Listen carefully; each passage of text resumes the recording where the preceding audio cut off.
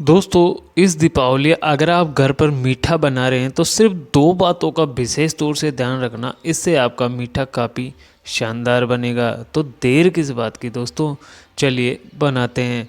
तो इस मीठे को बनाने के लिए सबसे पहले आपको एक बड़ा सा बर्तन लेना है और उसमें डालना है 1 कटोरी भरकर गेहूं का आटा।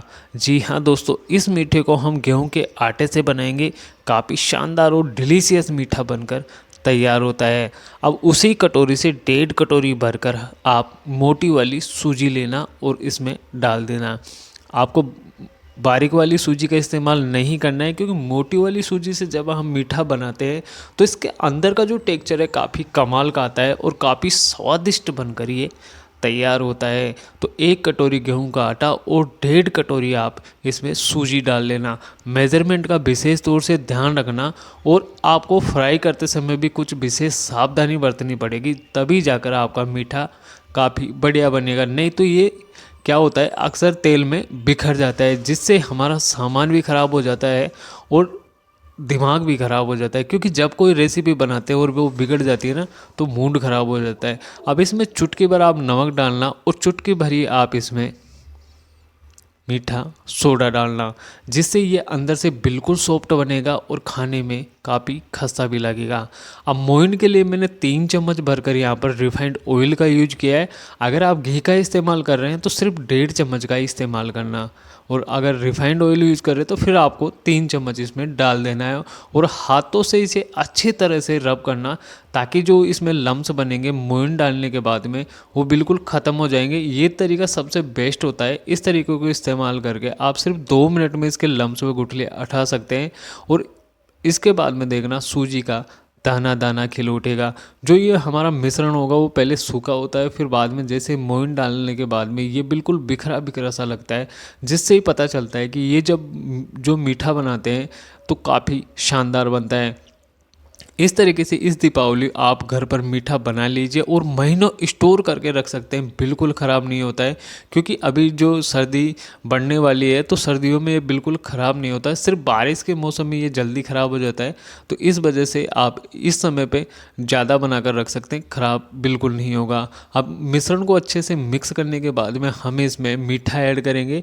तो मैंने आधा कटोरी से थोड़ा सा ज़्यादा इसमें चीनी पीस कर डालिए। आप मीठा कम या ज़्यादा कर सकते हो, जो जितना आप मीठा खाते हो उस अनुसार इसमें मीठा ऐड कर सकते हो, लेकिन जितना मीठा मैंने डाला उतना ही डालोगे तो ये काफ़ी शानदार लगेगा। क्योंकि जब हम मीठा बनाते हैं अगर वो मीठा ही नहीं होगा तो फिर किस बात का मीठा। तो इस वजह से मैंने इसमें आधा कटोरी से थोड़ा सा ज़्यादा इसमें चीनी पीस कर डाल दिए, ताकि ये जो मीठा बने बिल्कुल शानदार बने। अब हाथों से इसे एक बार अच्छे से और मिक्स कर लीजिए। फिर इसके बाद में देखना ये जो हमारा मिश्रण होगा बिल्कुल ऐसा बिखरा बिखरा सा मिश्रण बनकर तैयार होगा, जिससे ये जो मीठा बनेगा काफ़ी शानदार बनेगा। अब इसमें थोड़ा थोड़ा आप पानी डालते जाइए और इसका एक डो बना लीजिए। ध्यान रखना है इसका सख्त डो बिल्कुल नहीं बनेगा, इस बात का विशेष तौर से ध्यान रखना। मीडियम साइज़ का डो बनेगा, जिससे जो हम घर पर रोटी बनाते हैं बस उसी साइज़ का ही इसका डो बनकर तैयार होगा। ज़्यादा ढीला नहीं बनाना है, सिर्फ थोड़ा थोड़ा पानी डालते जाइए और इसका डो बना लीजिए। क्योंकि ज़्यादा हार्ड तो इसका डो बनने वाला नहीं है और इसका लूज डो बनेगा या फिर मीडियम बनेगा, तो मीडियम आपको रखना है, जिससे जब हम इसे फ्राई करेंगे तो इसके अंदर तेल बिल्कुल भी नहीं जाएगा और हमारा जो मीठा है बिल्कुल शानदार बनकर तैयार होगा।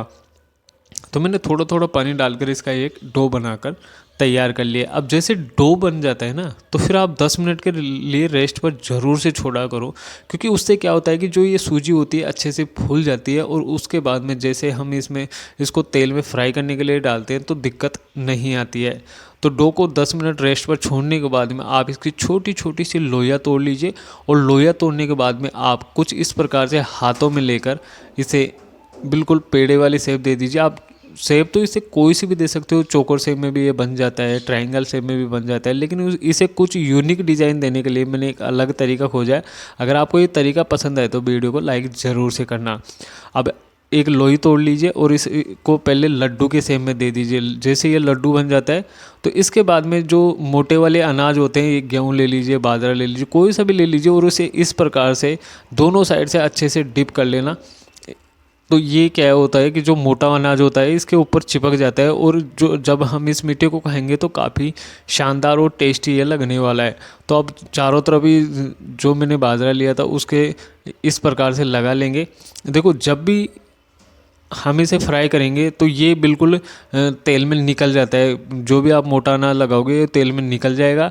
तो सबसे बेस्ट रिजल्ट अगर आपको लेना है तो ये जो हमने डो बनाकर तैयार किया था उसी में आपको डालकर इसको अच्छे से गूंथ लेना है और फिर आपको फ्राई कर लेना है। क्योंकि ये जो मैंने ट्राई किया था तो ये जो इसके ऊपर मोटा अनाज लगाया ये तेल में डालते समय बिल्कुल निकल गया था, तो वो बाद में कोई काम नहीं आया था।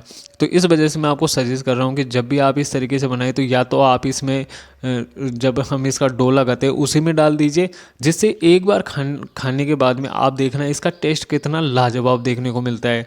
तो मैं अगली बार जब इसे बनाऊंगा तो इसी प्रकार से बनाऊंगा। तो आपको मैं इसी वजह से बता रहा हूँ कि अगर आप इस तरीके से बना रहे हैं तो फिर डो लगाते समय आप उसमें डाल सकते हैं, या फिर अगर आप ऐसे ऊपर से लगाएंगे तो ये तेल में निकल जाएगा। सिर्फ और सिर्फ इससे एक शानदार डिज़ाइन आपको देखने को मिलेगी।